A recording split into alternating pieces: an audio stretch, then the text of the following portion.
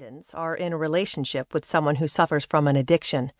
Whether or not you are, this book is for you as you relate to your loved one. If you're recovering from an addiction to a substance or process, such as alcohol, eating, hoarding, shopping, working, sex, gambling, the list goes on, and are ready to work on your issues revolving around codependency, then this book is an ideal place to start. However, the focus of this book is not on overcoming those addictions, but on your relationships.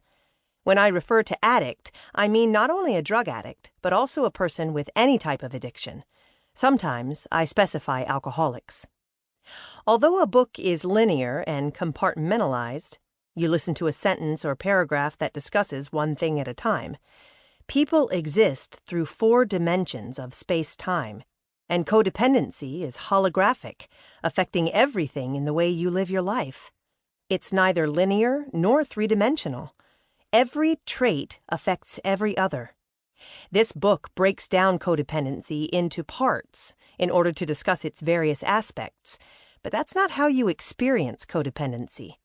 For instance, just answering yes or no to a question is impacted by your self-esteem, values, boundaries, feelings, and reactivity, all at once. On top of that, there are things from your past or the present about which you may be unconscious and in denial. They, too, affect everything you say and do. Even when you understand all the moving variables, the process is impossible to understandably explain in a few sentences. This book is very comprehensive and details everything you need to know about codependency in one place. It provides tools you can implement to take an active role in your recovery. I reorganized this second edition to follow the way you'd experience recovery. First, understanding the definition, symptoms, and causes, and then engaging in the evolving process of changing and healing. However, feel free to jump around and listen to it in any order that you choose. There are cross-references to other chapters that are relevant to the topic being discussed. A new chapter has been added to explain the process of working the 12 steps, which is an important means of recovery. An additional Part of 10's chapter for professionals is available online to help clinicians avoid codependent behavior. There are self-discovery exercises, which are an important part of the book. If you're a professional, feel free to copy and use these exercises with your clients. If you're tempted to skip the exercises, you miss out on a major feature, which is included for your benefit to help you change. One strategy is to go through the book and then go back and do the exercises at your leisure. After you do them, you can also repeat an exercise you find helpful months or years from now and will most likely acquire new knowledge about yourself. Some exercises are meant to be repeated, and like any exercise, every time you do it, you benefit.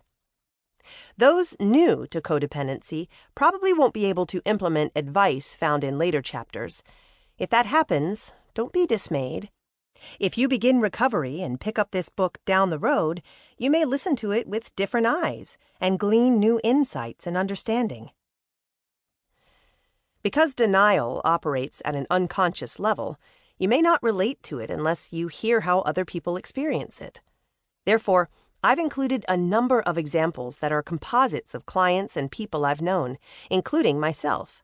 Any resemblance to a real person is coincidental, as specific details and facts have been changed. Foolish assumptions. Not knowing your familiarity with codependency, in writing this book, I assumed you may be totally new to the concept, someone already in recovery, or a mental health professional who is seeking more information. I've tried to write so that non-professionals are able to understand all the concepts. However, some ideas are profound and written for the person who wants to comprehend the deeper psychology underlying codependency. It's certainly not written for dummies.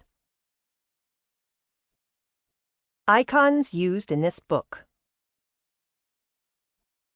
What's cool about For Dummies books is that there are icons throughout letting you know what's really important and what you can skip. Here are the icons used in this book. Remember! This icon marks information that is especially important. Although all the information in the chapter is important.